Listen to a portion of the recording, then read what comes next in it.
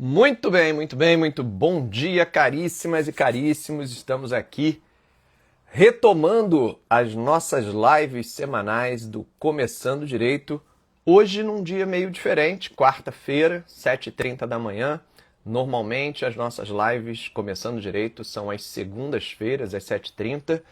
Mas nas duas últimas semanas as coisas foram um pouco mais confusas e eu precisei aí trocar temporariamente a data da nossa live, passando para hoje, quarta-feira, 7h30. Na próxima semana, voltaremos, né, ao nosso horário normal, à nossa temática normal, à nossa regularidade. Muito bom dia, Neide, quanto tempo? Seja bem-vinda. Quem mais está por aqui? Deraldo, seja bem-vindo. Fabiana, Ronald, Neide, Neide já tinha falado aqui. Thales está por aqui também, a Kátia, o Anthony. Muito bem, vão se chegando, venham se chegando, venham se chegando. Sandriele, seja bem-vinda. Gia Almeida, chega mais.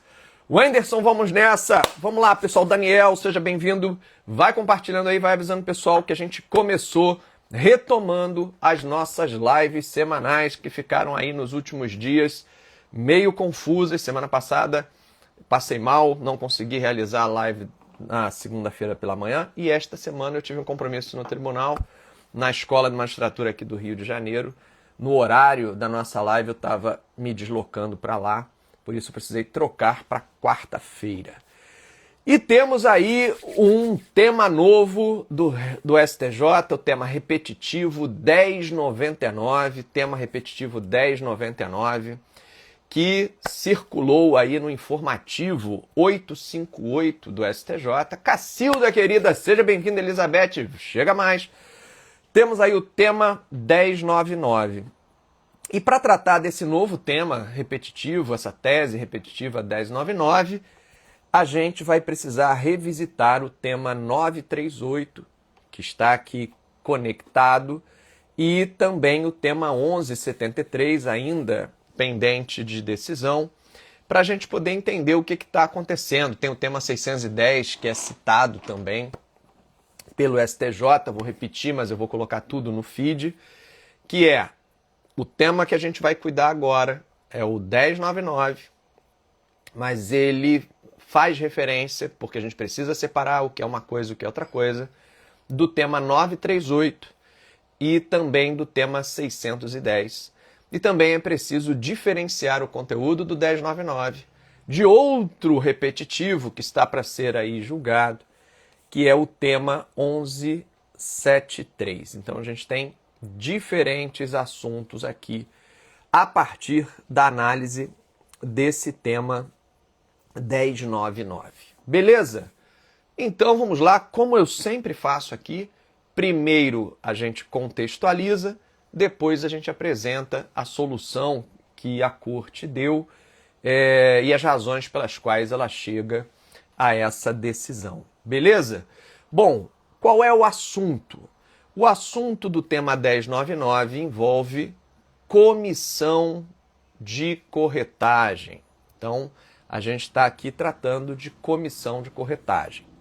Por isso, há conexões com outros temas, como eu disse. Angélica, Sandra Prata, muito bem-vindas, chega mais, chega mais. E envolve também o tema 1099, os contratos de construção / incorporação.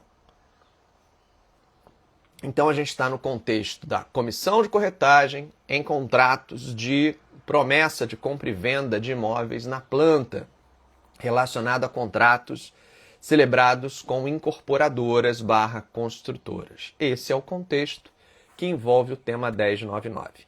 E é também o mesmo contexto que vai envolver o tema 938 do STJ, um tema mais antigo, mas que aqui vai trazer uma conexão. Beleza? Então, contextualizando, nosso assunto é esse: comissão de corretagem, contratos de promessa de compra e venda de bens imóveis na planta, envolvendo contratos, né, com incorporadoras e construtoras. Mas, e aí é um ponto importante, essa questão que foi tratada no tema 1099, ela, embora aborde especificamente na comissão de corretagem, contratos de incorporação e construção, a tese ela é aplicável a qualquer relação jurídico-contratual. Então, o contrato pode ser de outra natureza e a lógica aplicada no tema 1099 tende a ser a mesma, beleza? Então, ela não está restrita ao mercado imobiliário. Esse tema, embora ele seja especificamente para o mercado imobiliário, no sentido de quais foram os casos afetados, a lógica por trás, a razão jurídica por trás do tema, da tese definida aí pelo STJ, é uma tese que se aplica ao direito contratual em geral. E envolve uma coisa sempre muito importante, que é prescrição.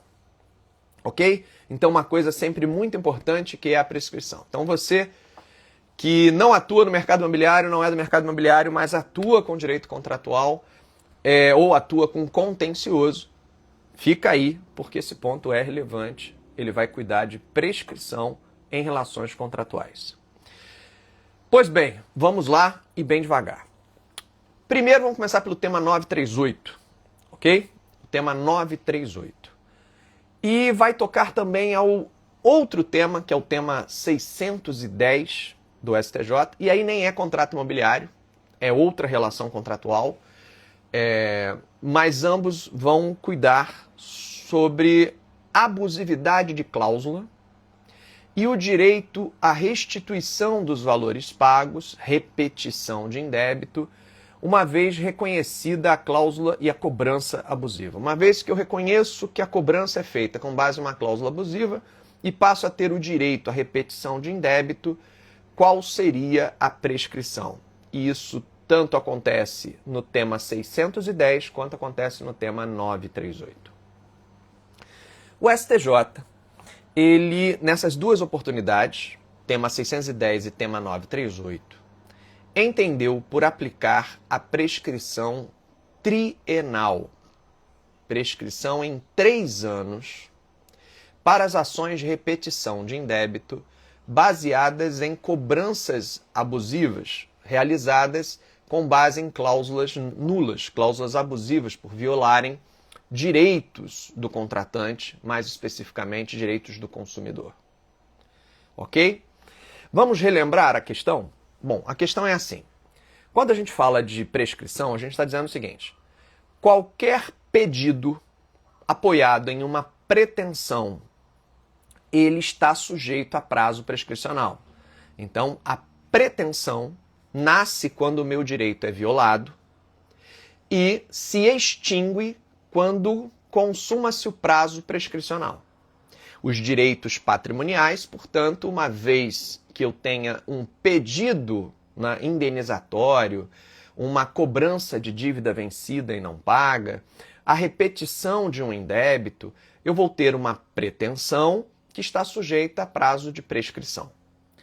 Esse prazo de prescrição, que começa a correr no momento em que o meu direito é violado, no momento em que eu pago indevidamente, ou no momento que me causam um dano, ou no momento em que vence uma dívida e ela não é paga, esse meu direito a haver de volta, a ser ressarcido, a ser indenizado, ele está sujeito à prescrição. E o Código Civil vai dizer o seguinte, que a prescrição a ser aplicada será o prazo específico para aquela pretensão, se houver.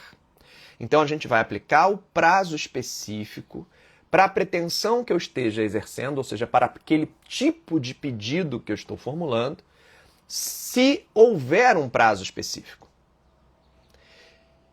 E se não houver um prazo específico? Se não houver um prazo específico, então deverá ser aplicado o prazo geral de prescrição. Certo?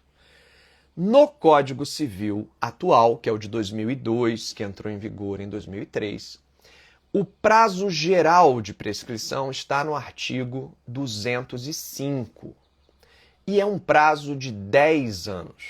Então, Sempre que eu tenho uma pretensão a partir da violação de um direito, o prazo prescricional a ser aplicado deverá levar em consideração, primeiro, se existe um prazo especial para esse tipo específico de pedido. Se houver um prazo especial para esse tipo específico de pedido, eu devo usar o prazo especial.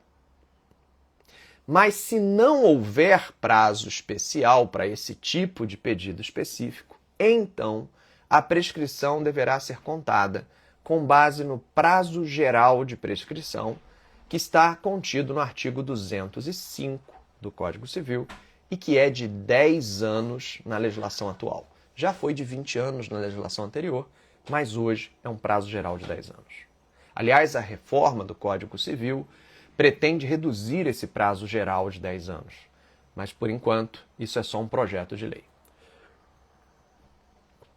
Pois bem, o tema 938 e o tema 610, dois temas repetitivos mais antigos do STJ, eles trataram do seguinte pedido: diante de uma cobrança abusiva, apoiada em uma cláusula abusiva do contrato, tem o indivíduo, né, que fez aquele pagamento indevido, aquele sujeito, aquele contratante vulnerável que fez aquele pagamento indevido, tem esse sujeito o direito de haver de volta o que pagou indevidamente. E entendeu o STJ, tanto no repetitivo 610, quanto no repetitivo 938, que esse dinheiro de volta deveria ser pleiteado, deveria ser pedido em até 3 anos do pagamento realizado, sob pena de prescrição. O que fez o STJ? Ele entendeu que esse pedido de repetição de indébito em razão de cobranças abusivas teria natureza de não enriquecimento sem causa. Teria natureza de não enriquecimento sem causa. Que o que estaria inspirando o pedido de repetição de indébito seria o princípio de ninguém pode enriquecer sem motivo, sem uma justa causa. Então, deve ser devolvido o valor recebido indevidamente para que não ocorra o enriquecimento sem causa do credor. Existe uma discussão se nesses dois temas repetitivos, tema 610 e tema 938, se o STJ teria andado corretamente, se de fato repetição de indébito e não enriquecimento sem causa seriam pretensões equivalentes, ou se teria havido ali uma mistura analógica entre dois pedidos diferentes. Mas eu não quero aqui discutir se aqueles dois repetitivos estão certos ou estão errados. O que eu quero aqui é estabelecer com vocês que esses dois repetitivos existem, esses dois precedentes vinculantes existem, e os dois se pautam no prazo de prescrição trienal, considerando que o pedido de repetição do que foi pago indevidamente teria natureza de não enriquecimento sem causa e, portanto, sujeito ao prazo especial do artigo 206, parágrafo 3º do Código Civil. Prazo especial do artigo 206, parágrafo 3º do Código Civil prescreve em 3 anos a pretensão para haver de volta, né, aquilo que se pagou em situações de não enriquecimento sem causa. E aqui entra a repetição de indébito. Certo? O tema 938 é especialmente relevante para a nossa análise do novo tema repetitivo 1099. Porque o tema 938 ele vai dizer que, presta atenção, ele vai dizer que é lícito, presta muita atenção nisso, porque isso vai ter repercussão no tema 1099.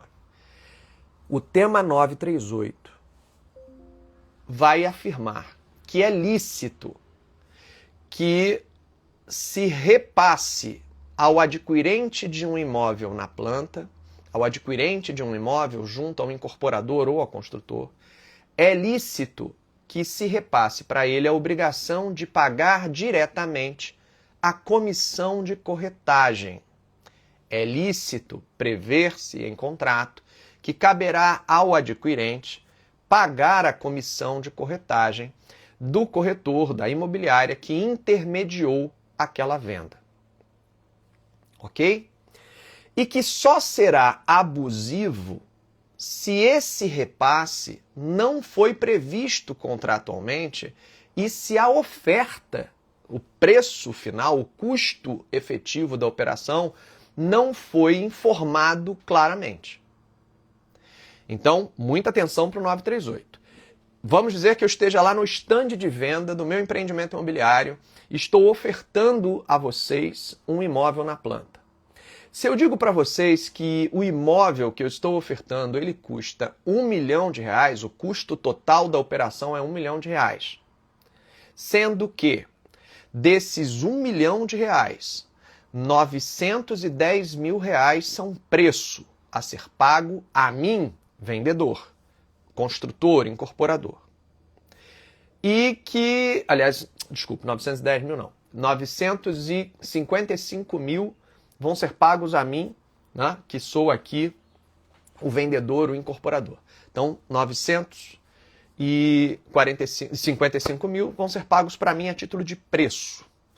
E que 45 mil, 50 mil reais, aí depende do que foi convencionado com a imobiliária, que 45 mil reais vão ser pagos a título de comissão de corretagem diretamente ao corretor ou à imobiliária que intermediou essa venda. Eu estou anunciando a vocês, eu estou oferecendo a vocês um imóvel por R$1 milhão, sendo que eu estou especificando que esse é o custo total da operação e que ele é composto 955 mil de preço e 45 mil de comissão de corretagem.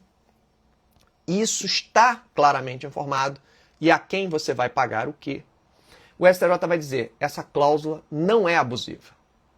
Ela foi apresentada com transparência, houve a informação clara e precisa, ela é consistente com a oferta, porque a oferta era de que o imóvel teria um custo total de R$1 milhão e, portanto, não haveria violação às normas do Código de Defesa do Consumidor.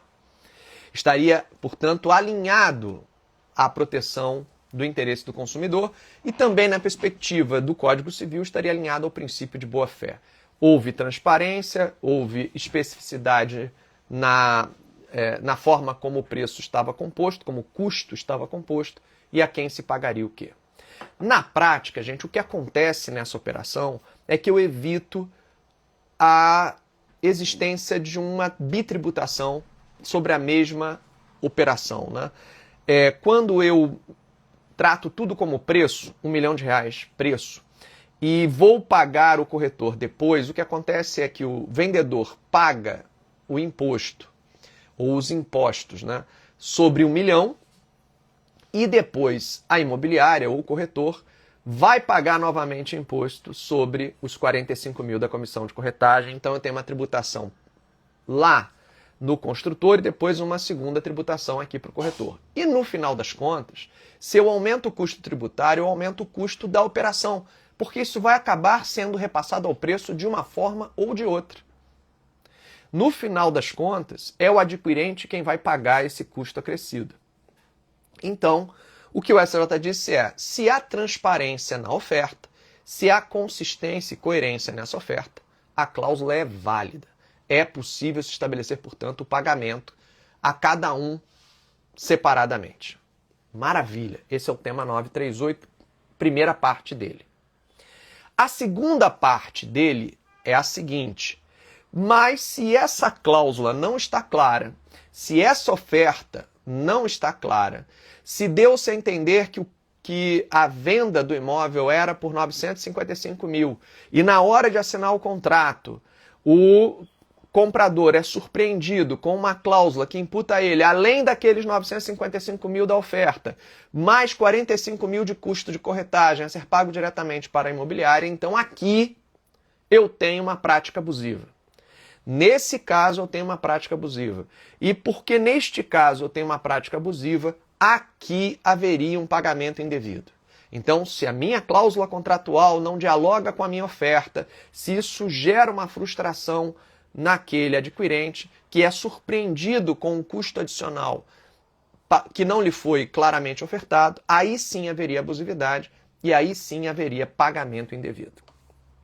O tema 938 vai tratar também de taxas adicionais por serviços de assessoramento vinculados à venda, que seria uma venda casada, em muitos casos, que não seriam realmente uma livre escolha do consumidor. E aí ele vai tratar de umas outras, uns outros penduricalhos, mais especificamente a SATI, S-A-T-I, e reconhecendo que nesses casos em que também há uma prática abusiva, também haveria um pagamento indevido. Então, sobre a comissão de corretagem, no tema 938, a senhora vai dizer, é lícito prever isso, esse split payment, essa separação, parte paga para o corretor, parte paga para o construtor, cada um recebe o seu, mas no custo efetivo total ofertado está coerente, está igual, não há frustração para esse adquirente, ele não é enganado, ele não é atraído por uma oferta e depois descobre que no contrato vai sair mais caro. Se está tudo certo, o pagamento é devido, a cláusula é correta. Se isso não foi transmitido corretamente, se a cláusula não está coerente com a oferta, aí sim haveria um pagamento indevido. E aí lá no tema 938, o STJ vai dizer que o prazo para pedir esse dinheiro de volta não é o prazo para ver reconhecida a cláusula abusiva. Não é o prazo para ver reconhecida a prática comercial abusiva. Porque se a cláusula é abusiva, se a prática comercial é abusiva, e isso é uma relação de consumo, o Código de Defesa do Consumidor diz que isso é causa de nulidade. E se é cláusula de nulidade, presta atenção nisso, se é cláusula de nulidade, o Código Civil diz que não tem prazo para o judiciário se manifestar sobre a nulidade de uma cláusula. A nulidade de uma cláusula ou de uma prática abusiva, ela pode ser declarada a qualquer tempo. Beleza. Só que uma coisa é eu ter a declaração da abusividade da cláusula ou da prática comercial. Outra coisa é eu ter o meu dinheiro de volta por meio da repetição do indébito. E aí o STJ vai dizer, são duas coisas diferentes. Para a declaração da nulidade, para que aquela cláusula não produza mais efeitos, para que ela cesse na produção dos seus efeitos, eu posso pedir a declaração dessa nulidade a qualquer tempo. Mas para haver de volta o que eu já paguei indevidamente, o prazo prescricional é trienal. Eu tenho 3 anos para pedir o meu dinheiro de volta. É a mesma lógica que foi aplicada no tema repetitivo 610 em relação a planos de saúde. A mesma coisa. Tem uma cláusula abusiva, está me cobrando indevidamente, eu posso a qualquer tempo pedir a declaração de nulidade da cláusula para não mais ser cobrado indevidamente, mas eu só posso pedir de volta os últimos 3 anos por conta da prescrição trienal aplicada aí. Maravilha? Agora me confirma se ficou ok a contextualização até aqui. Porque o tema 1099 vai falar de um outro aspecto. E é por isso que eu tenho um tema novo. E é por isso que a solução desse tema novo, em relação à prescrição, é diferente da que foi aplicada no tema 610 e no tema 938. Tudo certo até aqui? Fabiana, super claro. Lorena, ótimo. Maravilha. Então, se não tiver claro, se tiver com dúvida, é só escrever aí. Maravilha. Agora vamos para o tema 1099. Olha como é diferente o tema 1099. Presta atenção como é diferente. No tema 1099, o legislador está trabalhando com o seguinte. Eu comprei o imóvel na planta. Eu celebrei ali a promessa de compra e venda. Só que eu não recebi o imóvel. O imóvel não ficou pronto. Houve um inadimplemento contratual, o imóvel não ficou pronto. Prazo de tolerância, 180 dias, passou o prazo de tolerância de 180 dias e o imóvel não ficou pronto. Eu não recebi o imóvel. Bem, diz a Lei 4591 de 64, a Lei da Incorporação Imobiliária, com as alterações trazidas pela Lei dos Distratos, que passado o prazo de tolerância, eu posso pedir a rescisão do contrato. Eu posso então, enquanto adquirente lesado porque não recebi o imóvel até agora, pedir para que esse contrato seja rescindido. Beleza? Então, voltemos 3 passos. Quando você foi ao stand comprar aquele imóvel na planta, lhe foi ofertado o imóvel por R$1 milhão, lembra? R$1 milhão. E lá naquele momento, por aquela operação de compra de R$1 milhão, o contrato dizia que você ia pagar 955 mil diretamente ao incorporador e que outros 45 mil você pagaria ao corretor ou ao imobiliário. Mas que o custo total dessa aquisição, R$1 milhão. Então você se comprometeu a adquirir esse imóvel pelo custo total de R$1 milhão, sendo 955 mil pagos ao incorporador vendedor, sendo 45 mil pagos de comissão de corretagem àquela imobiliária, àquele corretor. E isto, né, dentro de um contexto lá atrás na oferta. Chegou aqui agora, não recebeu o imóvel, passou o prazo de tolerância, quero a rescisão de contrato. O artigo 475 do Código Civil diz que a parte lesada pelo inadimplemento contratual pode pedir a resolução do contrato. Se aquele inadimplemento é para ela grave, se aquele inadimplemento é para ela capaz de tornar aquela prestação inútil, aquele contrato inútil, então é lícito que ela prefira a resolução do contrato, a rescisão desse contrato. E como efeito dessa rescisão, ela tem direito às perdas e danos decorrentes desse término contratual. Bom, e o que vai acontecer quando eu pedir a rescisão desse contrato? Eu preciso receber o meu dinheiro de volta, isto é, eu preciso receber de volta tudo aquilo que eu já paguei, afinal de contas o contrato está sendo cancelado, então é necessário que me seja devolvido o valor que eu paguei, corrigido e acrescido de juros de mora. É preciso que eu também seja indenizado das despesas que eu tive com a contratação. As perdas e danos que foram geradas por esse contrato e em razão da frustração dele. E dentre os prejuízos que eu tive, porque foi custo de aquisição, está a comissão de corretagem. Então, eu estou pedindo aqui, em razão da rescisão do contrato, que me sejam restituídos os valores que eu paguei, inclusive os valores que eu paguei com a imobiliária, e que fizeram parte do custo total da contratação. Afinal de contas, se o contrato está sendo rescindido, eu tenho que receber de volta tudo que eu paguei e as perdas e danos que eu sofri, incluindo aqui a comissão de corretagem.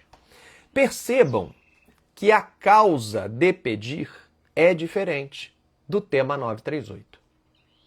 No tema 938, eu estou pedindo que se reconheça uma prática contratual abusiva, uma prática comercial abusiva, e que seja restituído o valor pago indevidamente. Eu estou mantendo o contrato.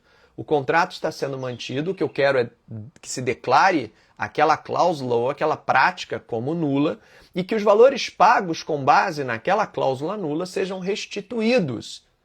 Repetição do indébito. Porque, afinal de contas, não era devido pagar aquilo. Não era devido. Nunca foi, porque aquela cláusula era nula. Então, eu quero que me seja repetido esse indébito. Quanto tempo eu tenho para pedir essa repetição? No tema 938, 3 anos a contar do pagamento feito. Aqui não. Aqui eu estou exercendo o meu direito à rescisão do contrato. Eu estou exercendo o meu direito à resolução do contrato. E eu estou exercendo agora, em função de um inadimplemento que aconteceu agora. O prazo venceu, o prazo de tolerância transcorreu e eu estou manifestando agora o meu direito à rescisão do contrato. Eu estou comunicando à outra parte que, em virtude da demora, eu não tenho mais interesse na contratação e eu quero que o contrato seja rescindido. Uma vez resolvido o contrato, uma vez que o contrato seja extinto, o dinheiro me deve ser devolvido. Mas me deve ser devolvido porque isso decorre dos danos perdas e danos que devem ser indenizados em razão da resolução contratual, artigo 475. Eu não estou falando em repetição de indébito, percebe? Porque não houve um pagamento indevido que eu percebi que aconteceu e que nunca deveria ter acontecido porque o contrato não era válido. Eu estou falando de um pagamento que foi devido, corretamente pago, mas que em função da rescisão do contrato, ele agora se apresenta como um dano. É um dano, porque eu paguei certidão, eu paguei corretor, eu paguei registro de imóveis e agora eu estou tendo que cancelar o contrato por culpa sua. E esses são danos, não são pagamentos indevidos que eu fiz. São pagamentos que eu fiz que eram devidos, mas que em função da rescisão do contrato agora precisam ser indenizados. Eles precisam ser ressarcidos. Então é um ressarcimento pelo dano decorrente do inadimplemento contratual. Responsabilidade civil contratual por inadimplemento absoluto. Responsabilidade civil contratual por inadimplemento absoluto, em que, em virtude da rescisão do contrato, eu tenho direito a ser indenizado. E aí o tema 1099, ele vai dizer o seguinte: e qual é o prazo para isso? Qual é o prazo para que o adquirente do imóvel, que não recebeu o imóvel, que teve que pedir a rescisão do contrato porque o contrato foi frustrado e que quer ser indenizado pelos valores pagos, qual é o prazo que ele tem para pedir essa indenização? E aí o STJ vai dizer o seguinte: não tem prazo específico para essa indenização. Porque a pretensão para haver o ressarcimento dos danos causados por inadimplemento contratual não tem prazo específico. E se não tem prazo específico, prazo geral de 10 anos. Então, se não tem prazo específico, eu vou para o prazo geral de 10 anos, artigo 205. Só que dentre os meus prejuízos está lá um pedido que eu seja ressarcido da comissão de corretagem que eu paguei. Qual era a estratégia da construtora incorporadora? Ah, mas comissão de corretagem, o pedido de restituição da comissão de corretagem é de 3 anos, isso já está fixado na tema 938. Mas percebam, são coisas diferentes. Lá eu quero a repetição de um indébito, de um pagamento que era indevido desde o primeiro momento, porque era uma prática abusiva. Porque me cobraram a comissão de corretagem, isso não estava na oferta, isso não estava claro no contrato, havia uma divergência entre a oferta e o que foi cobrado. Então havia uma cobrança indevida e o direito a receber de volta aquele valor, mesmo com a manutenção do contrato. Não se tratava lá de inadimplemento e de responsabilidade contratual por quebra de contrato. Lá a gente estava falando de uma cobrança indevida por conta de uma divergência entre a oferta e o contrato e o meu direito de pegar esse dinheiro de volta. Aqui eu estou tratando de perdas e danos por inadimplemento contratual absoluto, em que eu tenho direito a ser indenizado de todos os prejuízos que eu tive, dentre os quais o custo que eu tive com a comissão de corretagem. Então eu estou pedindo ressarcimento desse pagamento feito. Eu não estou pedindo repetição de indébito porque não era indébito. Quando eu paguei era devido. O que eu estou pedindo é ressarcimento do dano. E quando começa a contar esse prazo de 10 anos? No momento em que se dá a rescisão do contrato. É a partir do momento em que o contrato é rescindido que começa a contar o prazo decenal, o prazo de 10 anos, para eu reaver os meus danos decorrentes da quebra contratual. Não é lá atrás de quando eu paguei, é de quando o contrato foi rescindido, foi quebrado. Se é uma cláusula resolutiva expressa do momento em que ela se implementou, se é uma rescisão que precisa de pronunciamento judicial do momento em que se deu a sentença resolvendo o contrato. Mas o fato é que são dois contextos diferentes. A única coisa, ou as únicas duas coisas que existem em comum entre o tema 938 e o tema 1099 é que os dois citam comissão de corretagem e citam prescrição, mas em contextos completamente diferentes. O tema 938 fala sobre cláusulas contratuais que obrigam ao comprador ao pagamento direto da comissão de corretagem e vai dizer quando isso é válido e é lícito, quando isso não é válido e não é lícito, e nas hipóteses em que isso não é válido e não é lícito, qual seria o prazo prescricional para pedir o dinheiro de volta. 938. E no 1099? 1099 houve uma rescisão de contrato por inadimplemento absoluto, e eu tenho direito a ser ressarcido de todos os prejuízos que eu sofri em função da quebra do contrato. Dentre os prejuízos que eu sofri está o que eu paguei a título de comissão de corretagem. Percebe que aqui eu estou falando de outra coisa e, portanto, no tema 1099, eu estou falando de responsabilidade civil contratual por inadimplemento daquele contrato. Um prazo que não foi definido de forma específica pelo legislador e porque não foi definido de forma específica pelo legislador, eu tenho ali uma pretensão que prescreve em 10 anos. Nem o termo inicial é o mesmo, porque na repetição de indébito o termo inicial é quando eu paguei aquilo que é indevido. E no caso do ressarcimento dos danos causados pela rescisão de contrato, é no momento em que esse contrato teve a sua resolução aperfeiçoada, seja pela cláusula resolutiva expressa, seja pela resolução determinada pelo Poder Judiciário por meio de uma sentença. Então você tem outro contexto, que o Wesley falou aí. A gente está falando de, no tema 938, um contexto de prescrição por cobranças indevidas, pagamentos feitos indevidamente, enquanto no tema 1099 a gente está trabalhando com indenização decorrente da rescisão do contrato. Como a Carolina disse, causa de pedir diferente. Maravilha? André, você falou também do tema 1173. Tema 1173, que é um tema que está afetado para ser decidido pelo STJ e tal. Por que esse tema também é diferente? O que tem ali? É porque o tema 1173 está discutindo se a imobiliária ou se o corretor de imóveis seria corresponsável, ele próprio ou ela própria, imobiliária ou corretor, pelo inadimplemento do construtor incorporador. Se esse não cumprimento do prazo de entrega das chaves pelo construtor incorporador geraria a responsabilidade da própria imobiliária ou do próprio corretor de imóveis, gerando uma solidariedade entre eles.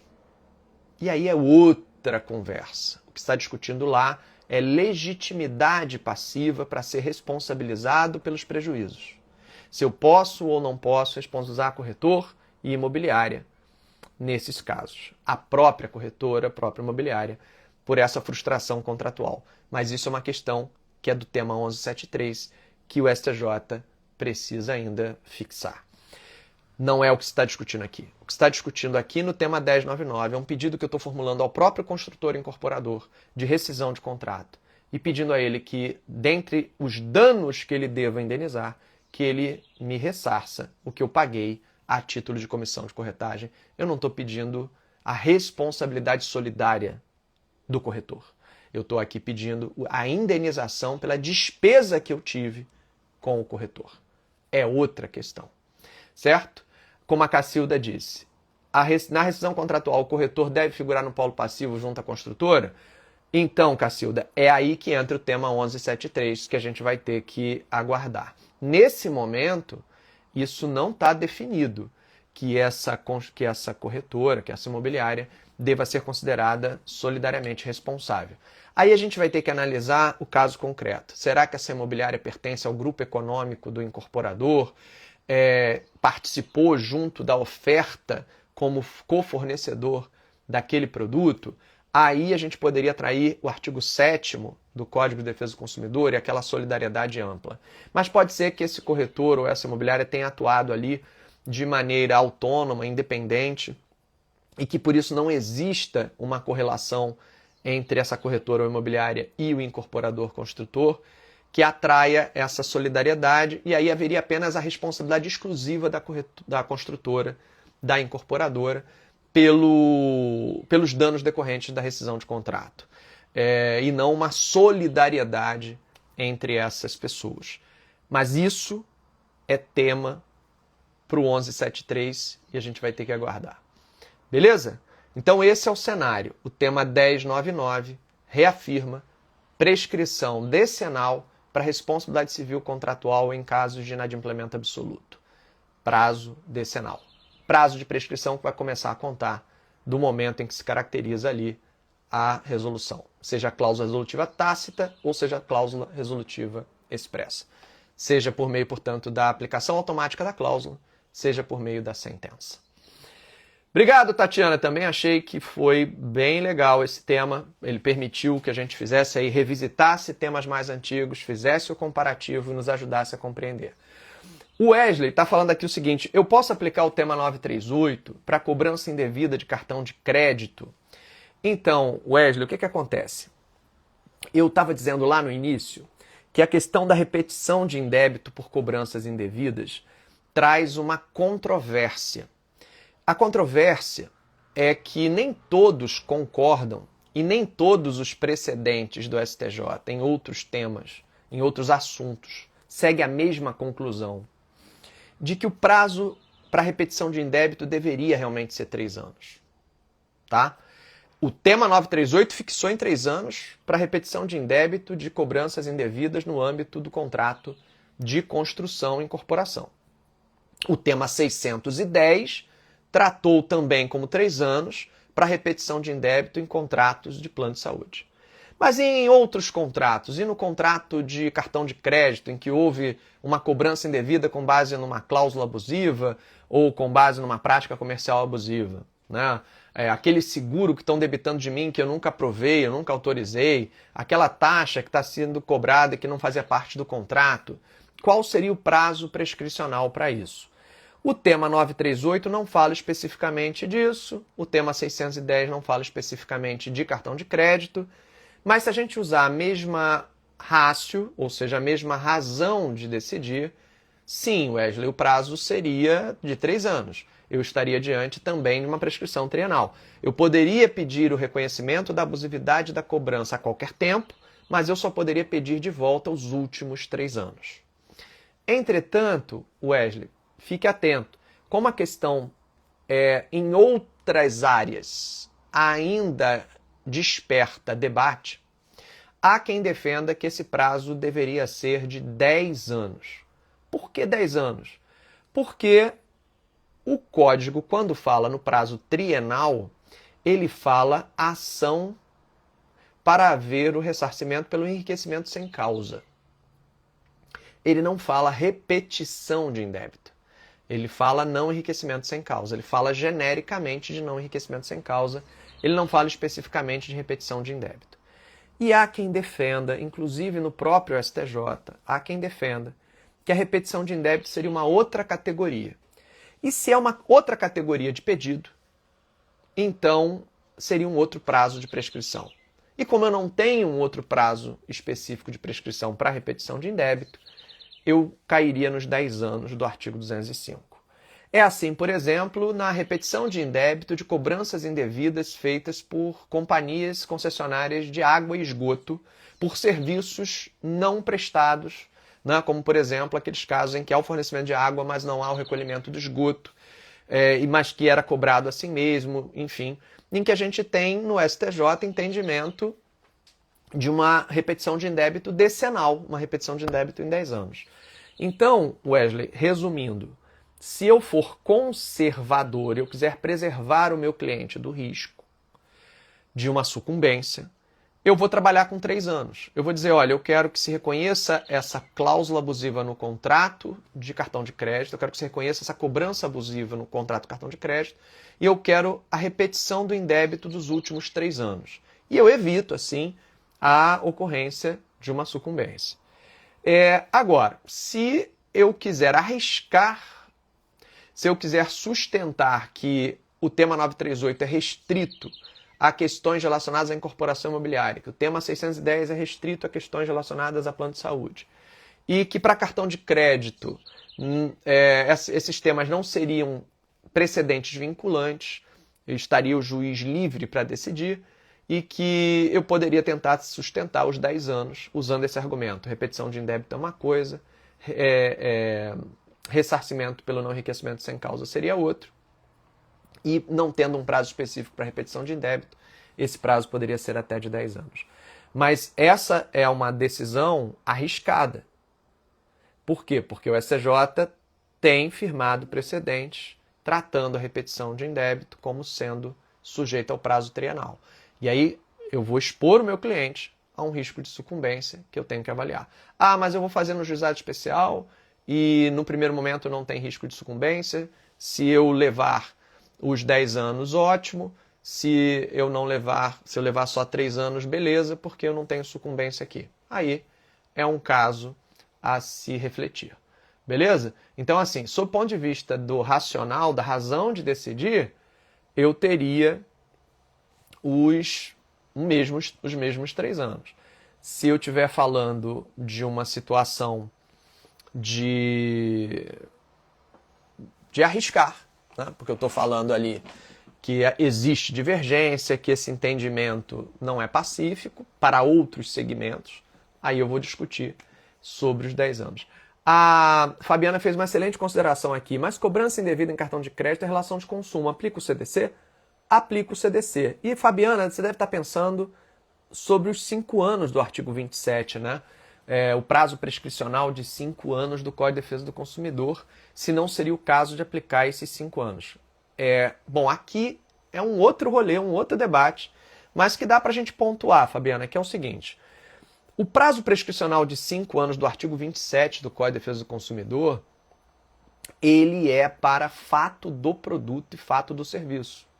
O artigo 27 diz que nos casos de fato do produto e fato do serviço, o prazo prescricional para se pedir a indenização pelo acidente de consumo, pelos danos causados no acidente de consumo, seria de 5 anos. Mas ele não fala nem em repetição de indébito por cláusulas abusivas, nem fala em danos por rescisão de contrato.